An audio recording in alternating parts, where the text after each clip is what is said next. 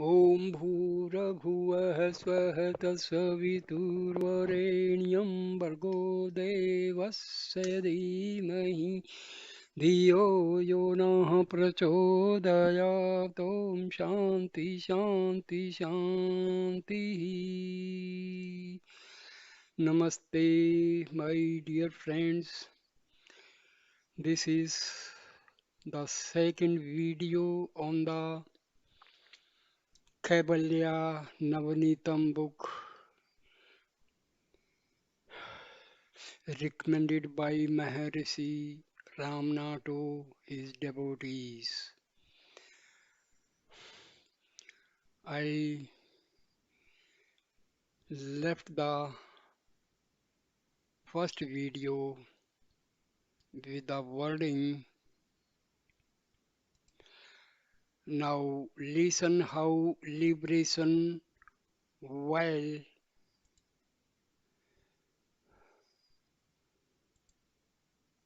alive.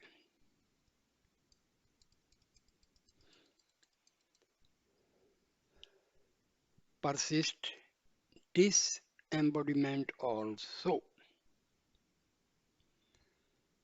Verse 103. Manifold karma in store,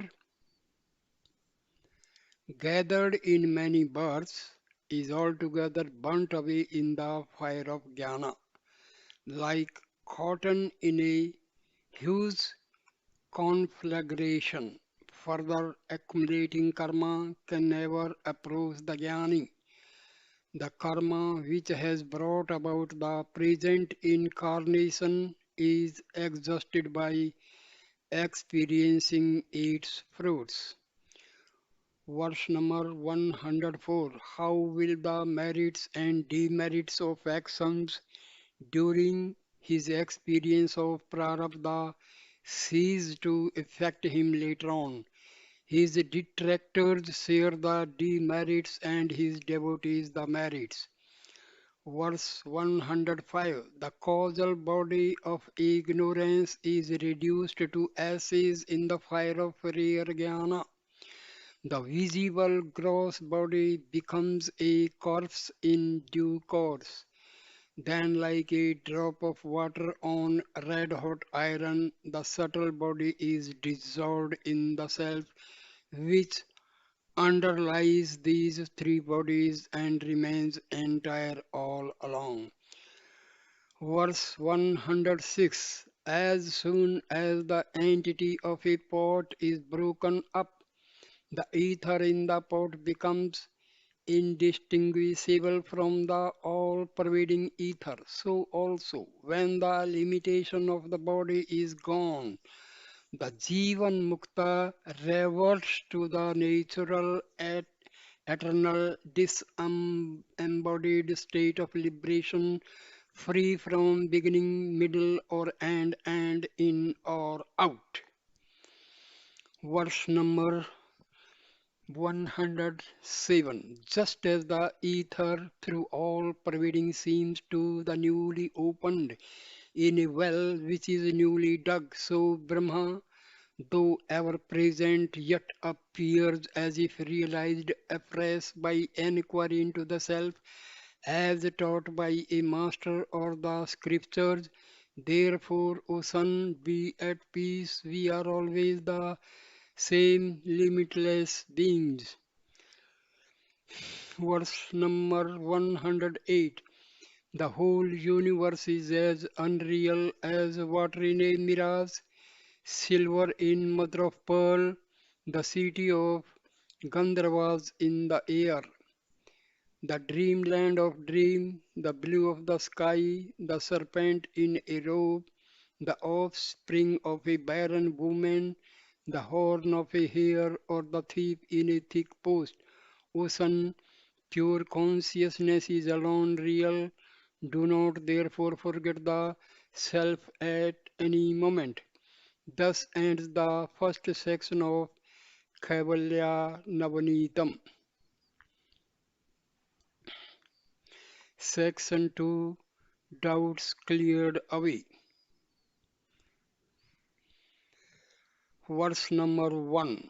Master, just as man dig a hole, gently plant a long post in it, fill in earth and ram into fix it firmly, so too I take to clearing away doubts that your mind, which has realized the self as being the supreme consciousness, may remain unshaken.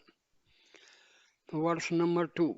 The disciple, pure minded and self realized, clung to his master from the time of wrong identification of the self with the body to the moment of unmolded, unembodied liberation, like a young monkey clings to its mother. Verse number 3. Finding that the loving disciple keeps to him like his shadow, the master asks him, are you able to stay unshaken as a mere witness? Have all your doubts disappeared, or does the sense of differentiation creep in at times? Tell me your condition. Verse 4. On this the disciple said, Master, dare the phantoms of differentiation which can roam about only in the darkness of ignorance, in the wilderness of worldly life, appear to the inner vision in the broad daylight of wisdom after the sun of your teaching has risen over the summit of your grace. Verse 5. Even after the devil is exorcised, just as the person who was possessed in further protected by a talisman against any return of the trouble, so also through my ignorance has already been dispelled by your touching. Yet, Master, I seek more from you, that I may be firmly fixed in the self. Verse number 6. You said, know it from the scriptures that the self is Brahma, non-dual Brahma cannot be reached by speech, study or discussion. It must be realized in the heart. Self-shining Brahma cannot be reached by the miserable mind. Please clear what seems to be the contraction of the two statements. Verse number 7. Master, as Brahma is neither an object of the senses nor an object of inference, and as there is no second to it, it is beyond direct perception, inference, or analogy. Also know that being free from attributes, it cannot be expressed by words. Verse 8. The Vedas, which declare that Brahma lies beyond words, also signify it by the text, thou that thou art. If you ask which is right, know that both are right, for the Vedas can never be untrue. Verse number 9. A girl says, not he, of all others, and remains shy and silent when her lover is pointed out. In the same way, the Vedas clearly deny when is when is not Brahma, not this, and indicate Brahma by silence. Verse number 10. Having answered the first part of your question, I proceed to answer the second. The heart governs the external senses. Its faculties operate internally and externally as intellect and mind. Verse number 11. As your face is seen reflected in a mirror, so the image of pure consciousness is seen in intellect. Along with this, the mind proceeds to function, and this is called knowledge. Verse 12. As molten metal takes the shape of the mold into which it is poured, so the mind assumes the shape of the objects, and they are revealed by the reflected light. Without eyesight and light, an object in darkness cannot be discovered. Verse number 13. The aid of a burning lamp and clear eyesight are required to discover an object in darkness, but to see the sun, eyesight alone will do.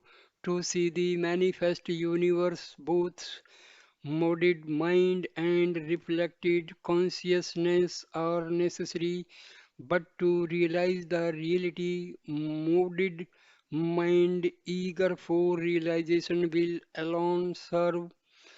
Verse number 14. The union of the modded mind and the reflected self is called the mind. Brahma can be reached by the mind for the reason that the mode of mind directed to itself is necessary for realization. Brahma cannot be reached by the part of the mind which is reflected consciousness, thus reconciling the meaning free from doubt. Verse number 15. Disciple, Master, I have understood your teaching so far. Please let me ask you another question.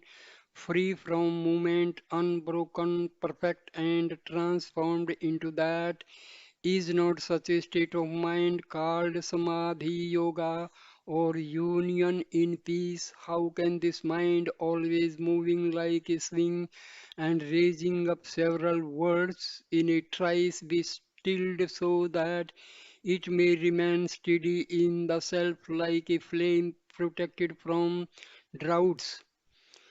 Verse 16. Master, the active mind is composed of three gunas. When one of them is uppermost, the other two lie covert with sattva.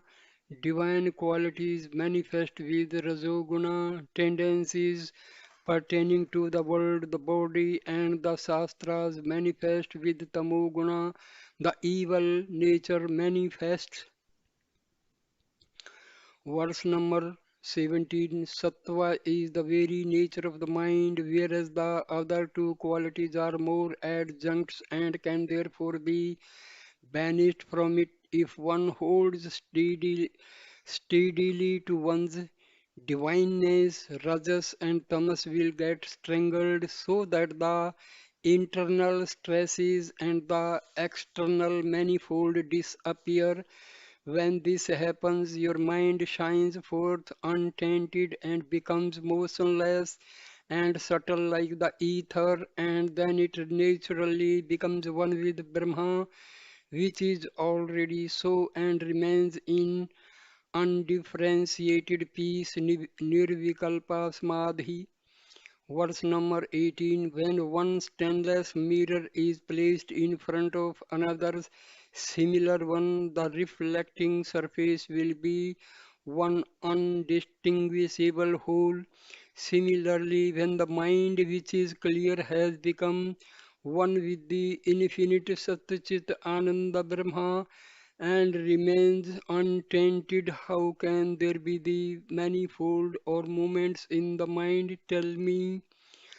Verse 19. Disciple, how then can the wise, liberated while alive, exhaust their prarabdha if their mind has lost itself in Brahma and become one with it? Is it not done only by experiencing its results? Such experience would certainly require the mind. There cannot be any kind of experience in the absence of the mind. If the mind persists, how can it be said to be liberated? I am confused on this point. Be pleased to clear this doubt of mine, for I cannot be liberated unless all my doubts are cleared away. Verse 20. Master, the annihilation of the mind is of two grades, namely of the mind pattern and of the mind itself. The former applies to sages liberated while alive, and later to embodied sages. Elimination of rajas and tamas, leaving sattva alone, is the dissolution of the pattern of the mind. When sattva vanishes along with the subtle body, the mind itself is said to have perished too.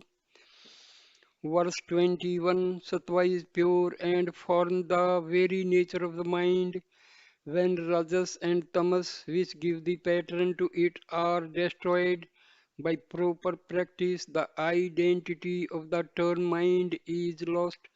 For in such a state, the sages will partake of what comes unsolicited to them, not think of the past or future, nor exult in joy or lament in sorrow, getting over their doership and becoming non-doers, witnessing the mental moods and the three states, waking, dream, and dreamless sleep, they can remain liberated at the same time as they pass through prarabdha. There is no contradiction in it. You need have no doubts on this point. Verse number 22. On hearing that the whole period of activity is also the state of peace, you may object, saying, does not action denote changing mind, and on such change does not peace slip away? The state of the sage is like that of a girl who never ceases to thrill with love for her paramour, even while she attends to her duties at home. Verse number 23, disciple should the sage liberated while alive who has transcended the incidents of the body, gross and subtle bodies, lost the sense of doership and the whole individuality and become one with Brahma, be said to be the experiencer of prarabdha. He must also be the doer. Can there be experience to a perfect non-doer? Master, hear their greatness as perfect doers, perfect enjoyers, and perfect renouncers. Verse 24, as a hill of lodestone neither moves of itself nor puts things in motion, and yet pieces of iron orient themselves towards it. I neither act by itself nor actuate others, and yet the whole world is active before me. Like the sun, I remain an unconcerned witness of all the functions of the body, senses, etc., and also of the state of peace resulting from the merging of the mind in Brahma. One possessed of these, one possessed of this firm experience is the perfect doer. Verse number 25, the perfect enjoyer is he who partakes of anything that comes his way without discriminating whether it be tasty or not, clean or unclean, healthy or unhealthy, like a blazing fire consuming all that lies in its way. He whose mind is crystal clear, unaffected by passing phases, great or small, good or bad, his own or others, is the perfect renouncer. A liberated sage is strictly an exemplar of these three virtues united. Verse 26, disciple, how can it be reckoned that the task of the sage is finished? If by prarabdha he lives on in a body acting and teaching to suit others desirous of liberation.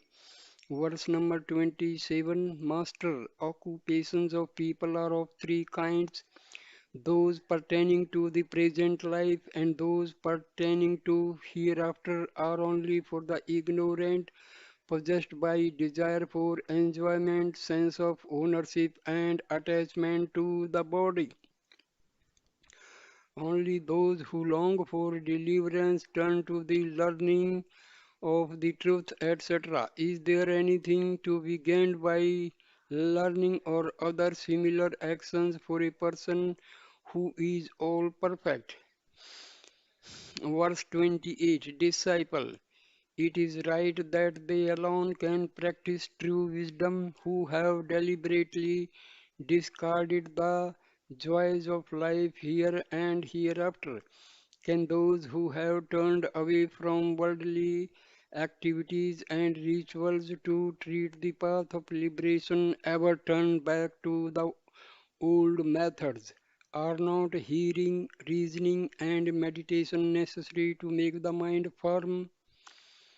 Verse 29 Master, they who do not know must learn the truth as taught by the scriptures and masters. Those who have doubts must engage in reasoning. Those who are in the grip of wrong knowledge must practice meditation. Can there be anything wanting for those who have become the real ethereal being consciousness perfection?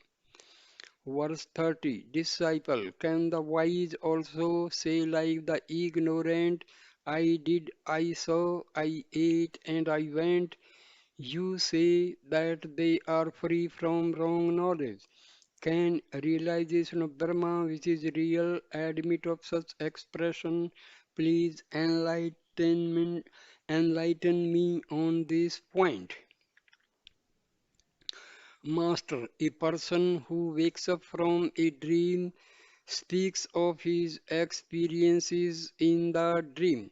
In the same way, the self realized says, though using the language of ignorant is not bound as the ego, a man who commits himself to the flames on the eve of his becoming an immortal God is spoken of only as a man until his body is reduced to ashes. So also the ego-free sage appears to function like others until he is disembodied. Verse 32 Disciple, if so, though the objects are unreal, would not the transactions associated with them cause misery? Can they bestow the bliss of knowledge? It can be felt only in their absence. Is it not necessary to be one pointed? And if the person practices it, can he be said to have finished his task?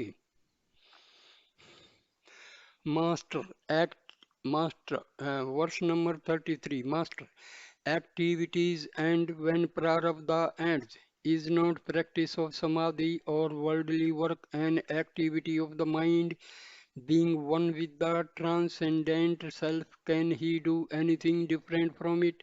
Should he be practicing samadhi? He cannot be said to be established in the self. Verse 34 Disciple, how is it then that some of those who are established in the self and have nothing more to do practice mind restraining meditations? Master, I have already told you that the sages liberated while alive appear to he active in many ways according to their prarabdha. Verse number 35. Hear me further. The activities of the sage are solely for the uplift of the world. He does not stand to lose or gain anything. The Almighty, who is only the store of grace for the world, is not affected by the merit or demerit of the creation, etc. Verse 36 Disciple, you speak of a Jnani and Isvara as the same. How can they be so? Master, yes, Isvara and the Jnani are the same because they are free from I and mine. The Jnani is himself Isvara, the totality of the Jivas and also the cosmos. Verse 37 Disciple, Lord, if as you say he is all jivas, when he is liberated, how can others remain bound? If the jivas are said to be diverse, he cannot be all. Verse 38 and 39 Master, the self which shine forth as I in all is perfect and impartite, but jivas are as diverse as the limitations found by the ego. Look how the moon, who delights the world, is only one, whereas her reflected images are as many as there are ponds, pools, tanks, streams, cisterns, and pitchers of water. When one of them is destroyed, the image is no longer reflected but is reabsorbed in its source, namely the moon. It cannot be so with the other reflected images in the same manner. The jiva whose limitations are destroyed is withdrawn into its source, the self, but the other jivas are not.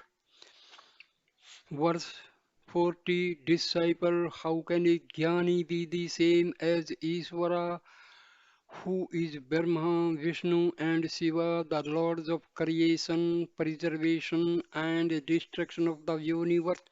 They can divine the thoughts of others, know the past, present, and future, and are immanent in all. I do not find even a trace of these qualities in the Jnani. Verse 41. Master, the water in a tank and a powerful light help the whole village, whereas a pot of water and a table lamp help only the family circle in a home. Isvara and the Jnani do not differ in their jnana, however, associated with the limitations of the Maya, they are spoken of as superior and inferior. Verse 42. Like the kings and the siddhas among men, the gods such as Narayana have some extraordinary powers like anima, etc., because of their extraordinary antecedent austerities, although men do not possess these powers and therefore appear less, yet from the standpoint of Brahma there is not the least difference between them. Verse 43. Disciple, although there have been many sages in the world who possessed these extraordinary powers like anima, minuteness, etc., you say these powers are Ishwar's own. Please clarify this. Master, know that the powers are the fruits of their devotion to the glorious Almighty, being their austerities and practices of yoga. Verse 44. Disciple, Master, if these powers and deliverance are together the fruits of tapas, then all the sages should possess both, as the ancient sages did. We have known that the ancient sages had these siddhis and were also liberated at the same time. Why do not all jnanis possess such powers as well? Verse 45. Master, of the two types of tapas, ascetic practice, namely tapas for the fulfillment of one's desires and dispassionate tapas, the former bestows the powers, desires, and the later wisdom. Each can yield its allotted fruits only. That is the law. The ancient sages had evidently performed both kinds of tapas. Verse 46. Janaka, Mahabali, Bhagiratha, and others got deliverance only. Did they display any siddhis? No, some of the sages sought siddhis only, others sought both siddhis and emancipation. These siddhis are simply for display and nothing more. They do not make for liberation. Verse 47. Disciple, if emancipation is the sole outcome of the realization of identity of the individual self with the universal self, how then did some of the sages who were liberated here and now exert themselves for the attainment of siddhis? Master, Prarabdha spends itself only after bestowing its fruits to be experienced as pain or pleasure. Therefore, the siddhis gained by emancipated sages must be considered to be the results of prarabdha only. Verse 48 and 49, disciple, Master, I am now free from the delusions of the mind and remain pure and clear. However, there is certainly no harm in cleansing a mirror a little more, even though it is already clean. Can the scriptures say anything that is not absolutely true? Master, how can I reconcile the two statements? Number one, the karma of any person wears away only after bestowing its fruits. And second, the fire of pure wisdom burns away the karma which is waiting to bear fruits later on. Verse 50, Master, my son, the jivas are unlimited in number, capacity, and kind, and their actions also are similarly unlimited in three sections. The beneficent Vedas prescribe according to the aptitude of seekers with preliminary views succeeded by final conclusions like flowers by fruits. Verse number 51, is it not true that sinners who must suffer in the hells can yet be saved from them by means of pious gifts, mantras, austerities, yajna, and the like? He who has faith in the saying of the Vedas that the fire of jnana burns away all karma waiting to yield its results attain liberation. Verse 52, disciple, master, when true wisdom can root out the karma which has been accumulated in many incarnations and liberate the person, why do even the most brilliant of men not fit by this wisdom but fall into the rut of karma and perish? Please explain. Verse 53, Master, my son, those of inturned mind will realize the everlasting that, like absent-minded walkers falling into a ditch, even with their eyes open, those of outgoing mind look for fulfillment of their desires, fall into the contemptible sea of never-ending rebirths and cannot gain liberation.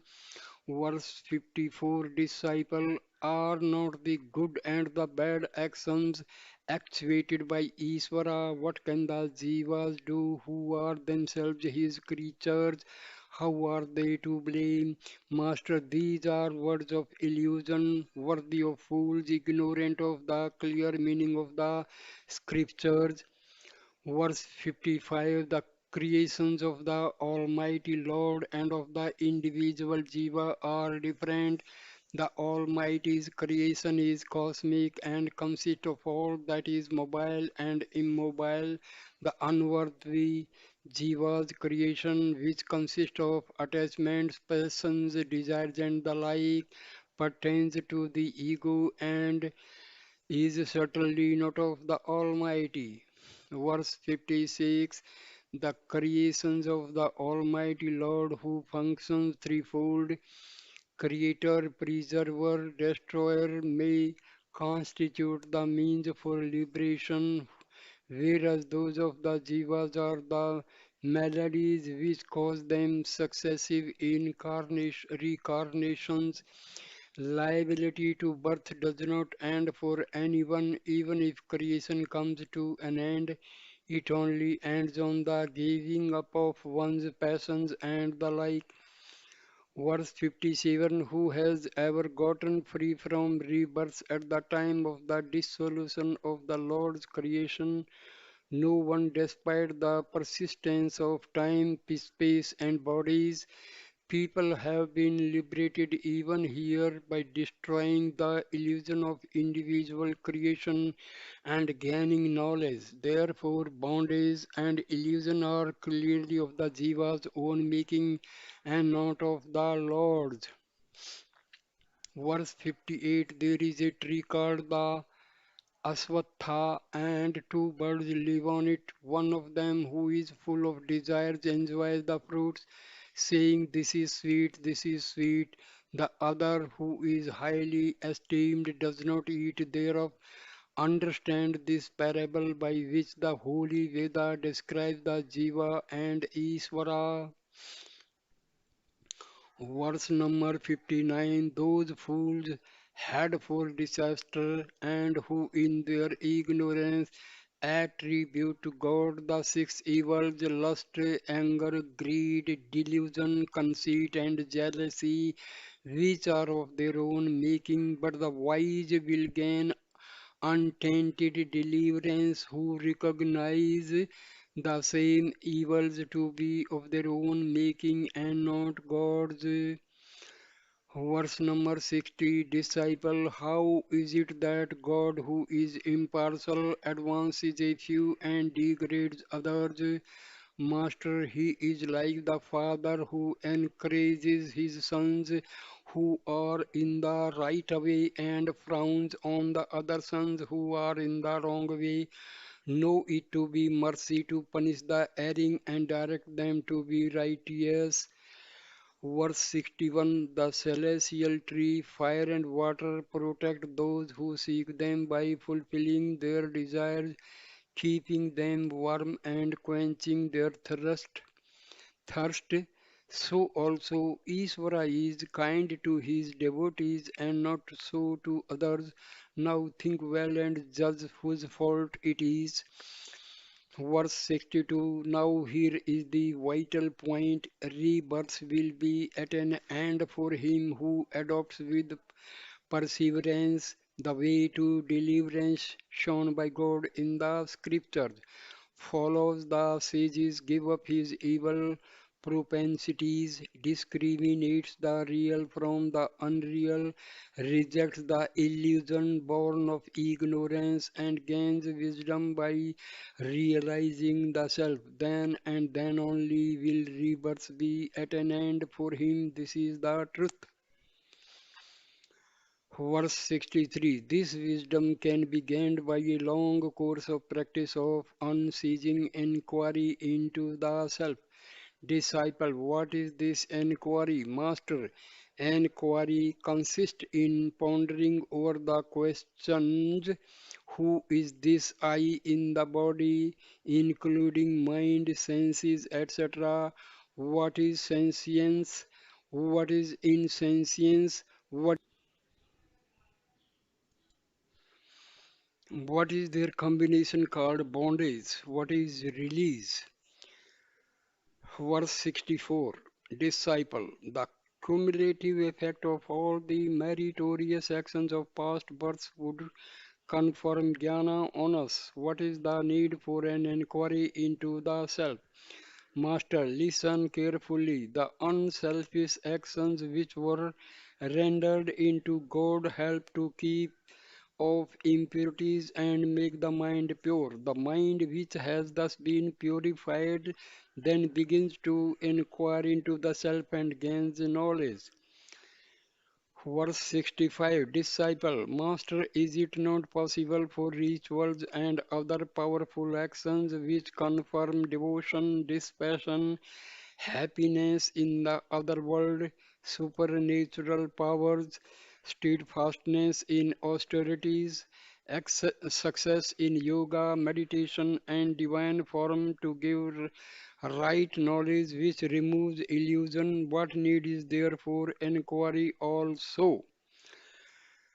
Verse 66, Master, hear me. If you want to identify the persons in a masquerade, you set about to discover their nature, habits, and traits which are now hidden.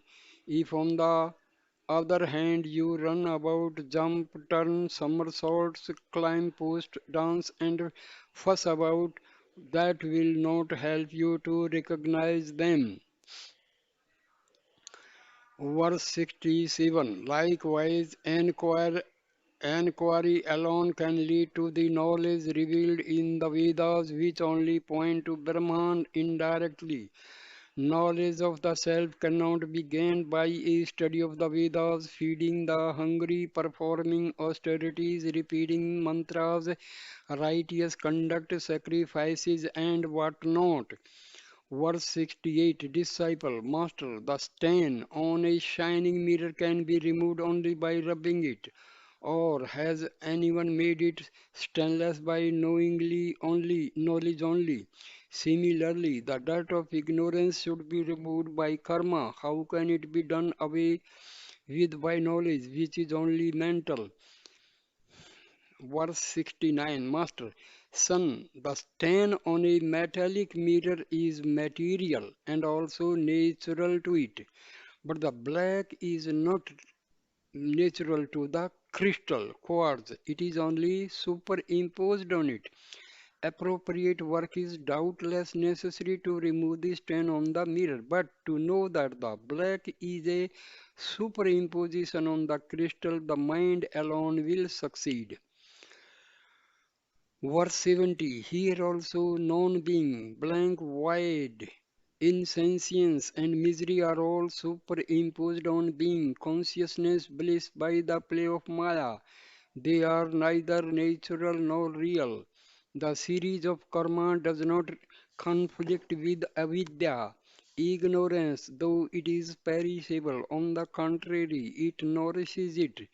Jnana, realization is the fire which burns away karma and ignorance. Verse number 71. A man who's forgotten where he left his things in the house cannot recover them by weeping even for 100 years, but he will get them only if he thinks the matter over and finds out.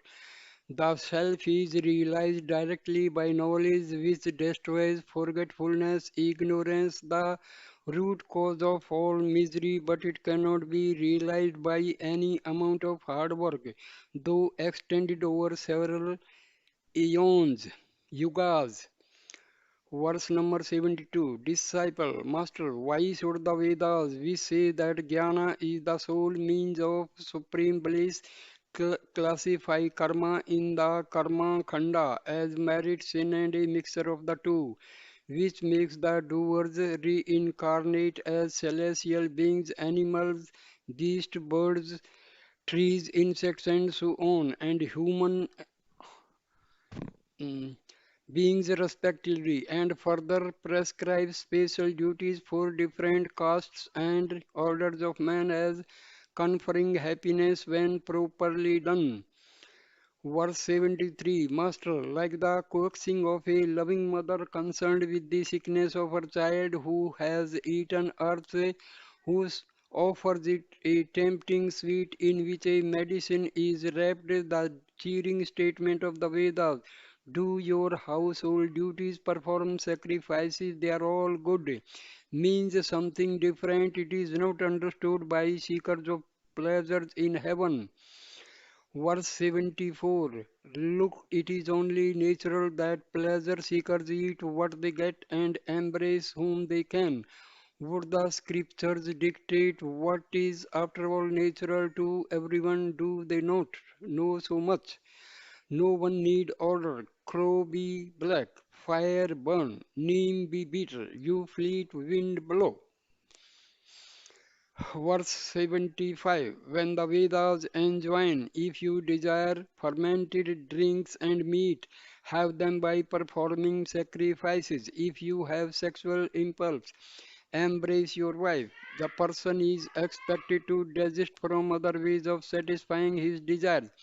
The Vedas aim at total renunciation only. Disciple, in that case, why should there be these commandments at all? Master, they are only preliminary and not final. Verse 76 Note that the Vedas, which advise thus, drink the fermented juice, eat the meat, later on say, smell it. Note also the commandment, desire sexual union for the sake of a child, not gain the commandments, give up this also, the sacrifice, marriage, wealth, and other possessions. Note further that complete renunciation is not a slur on a sannyasi or a strict brahmachari. Understand the scheme for a whole. Give up any desire for action and thus you will gain beatitude. Verse 77 Disciple, Master, granting that action simply aid the ignorance which gives rise to the world. If knowledge be inimical to ignorance which brings about this diversity, how can such ignorance coexist with stainless knowledge like the spot in the moon and affect these creations? Verse 78 Master, consciousness, which is itself self luminous, has two aspects: pure consciousness and second, modal consciousness. The former manifests the latter, and they are not therefore exclusive of each other. You have known that pure consciousness is not inimical to ignorance in deep sleep. Modal consciousness burns away ignorance which rests on pure consciousness. Verse 79 Disciple, how can Maya, which expands and contracts like a bellows, remain unaffected by pure consciousness but be burnt away by modal consciousness? Master, see how the sun shines over the whole world and sustains it, yet becomes fire under a lens and burns. So also in Samadhi, modal consciousness can burn away ignorance. Verse 80 Disciple, do not actions include all modals of mind, speech, and body? Is not modal consciousness a function of the inner faculty? Then should we not say that actions, a special mood of mind, destroys ignorance? Why is it marked off with the imposing title of knowledge? Please explain. Verse 81 Master, modal consciousness is truly a mode of mind, but we have seen that the sons of the same mother fight among themselves. Actions pertain to the doer, whereas knowledge born of enquiry does not pertain to the individual but pertain to the thing in itself. Verse 82 The injunctions may be done, may not be done, or may be done differently, but knowledge which is paramount cannot be so. Meditation such as I am Brahma is certainly different from knowledge obtained by inquiry. To formulate one thing as another is forced yoga. Direct knowledge gained by experience cannot alone be true. Do not be deceived by fanciful ideas. Verse 83 Knowledge is the result of direct experience, whereas meditations is mere mental imagery of something heard. That which is heard from others will be wiped off the memory, but not that which is experienced. Therefore, that which is experienced is alone real, but not those things that are meditated upon. Know that knowledge, but not karma, is the destroyer of ignorance at sight. 80, verse 84 Do not doubt that unreal meditation can grant real final deliverance. Hear me, during meditation, the image meditated upon by hearsay is not real, but when it materializes and is seen face to face, it becomes real. Verse 85 If you ask how unreal meditation leads to real and everlasting deliverance, each one is reborn in accordance to with the last thought of his previous life. Persons are reborn in the form they meditated upon, but should one meditate upon the self in order to do away with any kind of rebirth, then one becomes the self. This is sure and certain.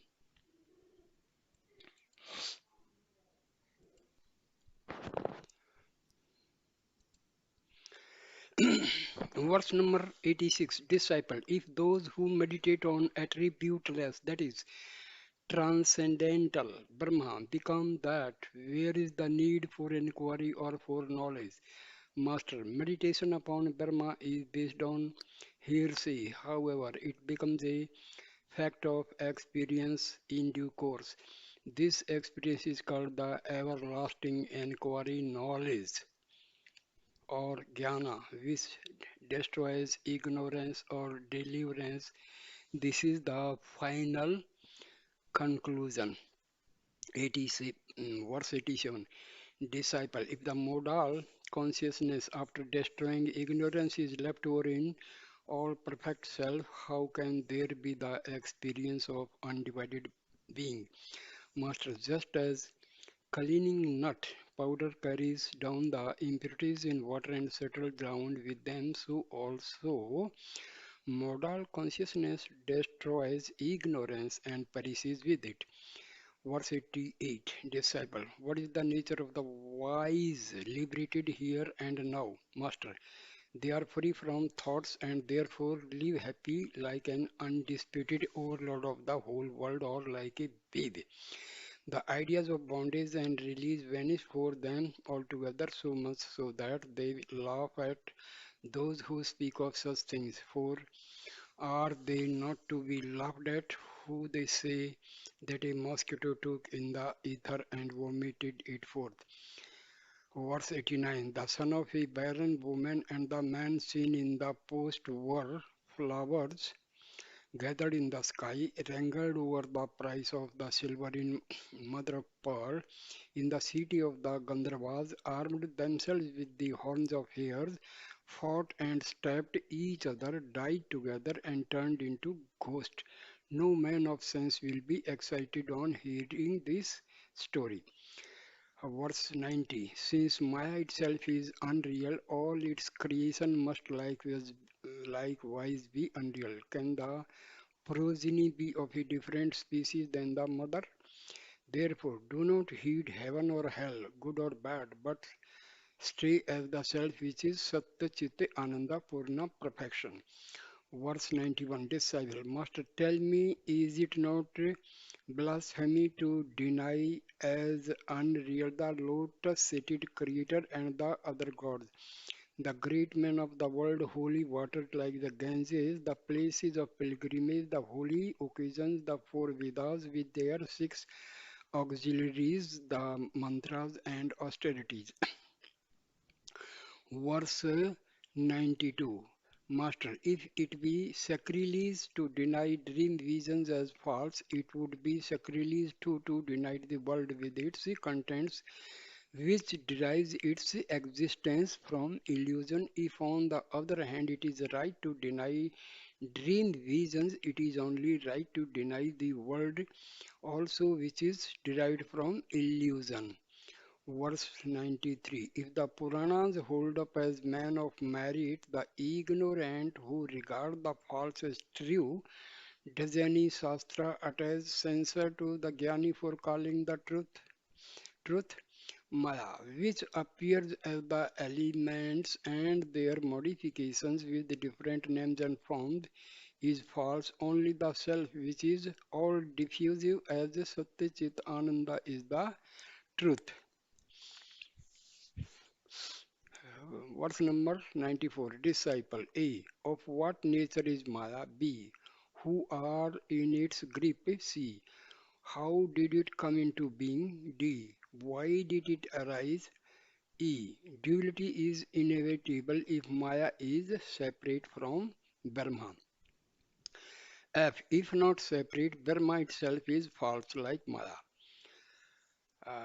Verse 95. Master. Because its nature is not determinable, Maya is said to be inexpressible. B. They are in its grip who think this is mine, I am the body, the world is real. C. No one can ascertain how this mysterious illusion came into being. D. As to why, it is because of the poison's want of vichara, discerning enquiry. Verse 96. E and F. A magician's unseen powers remain unknown until hordes of illusory beings make their appearance in the show. Similarly, the countless powers of Brahma remain unbroken, but they are inferred only after the manifestation of the elements. Verse 97. The magician who stands on terra firma and the hordes conjured by him are visible to the onlookers. But his wonderful genius for magic remains mysterious.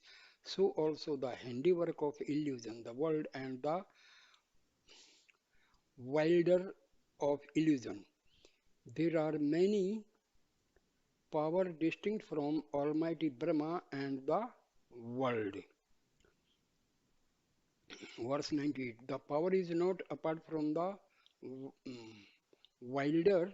The wilder of magic is real, but the apparitions of magic are not. Wise son, you can from this illustration ascertain the true nature of the reality, which is the wilder of illusion, and which are at the same time remains whole and as the self. Thus get clear of your doubts. Verse 99. Disciple, why should the power which is unreal be said to exist? Master, look how the grasses and their like which appear insentient put forth blossoms and best crops, but for the consciousness pervading them all, the mobile and immobile beings would lose their immemorial nature. Verse 100. See the wonder of how the embryos in eggs develop into birds of so many hues, but for the governance of an unseen force, all the laws of nature would be blotted out like a kingdom without a king. Fire would burn, water, bitter things taste sweet, even the degraded would recite the Vedas, the immovable mountain ranges would float like clouds in the air, all the oceans would become sandy waste, and there would be no fixity anywhere. Verse 101. Disciple, Master, how can this power of consciousness, that is Maya, which cannot be seen or known or expressed by anyone in words and which form the root cause of diverse names and forms, be rooted out? Otherwise, how is Brahma to be meditated upon as the non-dual reality to gain deliverance? 102. Verse 102. Master, what becomes of the well-known qualities of air, water, fire when they are checked by amulets or incantations? If you stay as Satya Chitananda, free from other thoughts, Maya becomes extinct. No other method can be found in the whole range of the Vedas. Verse 103. What remains unmanifest in day becomes manifest as a port to discard names and forms and recognize the clay is true knowledge. In the same manner, discard the fancied notions of plurality of being and realize the self as pure consciousness. Verse 104. Disciple, though false, how can the persistent appearance of non-being in sensuous misery in the fullness of being consciousness belief be wiped out? Master, though the reflection in a pool of water appears head downwards and tremulous, yet when the figure on the ground is considered, which remain upright and steady, that worthless image is then seen as unreal. So here ends the second video on Kaivalya Navneetam. So thank you for watching this video. Please comment, share and like the video and subscribe my channel. Thanks a lot, my dear friends. Thanks a lot. Thank you.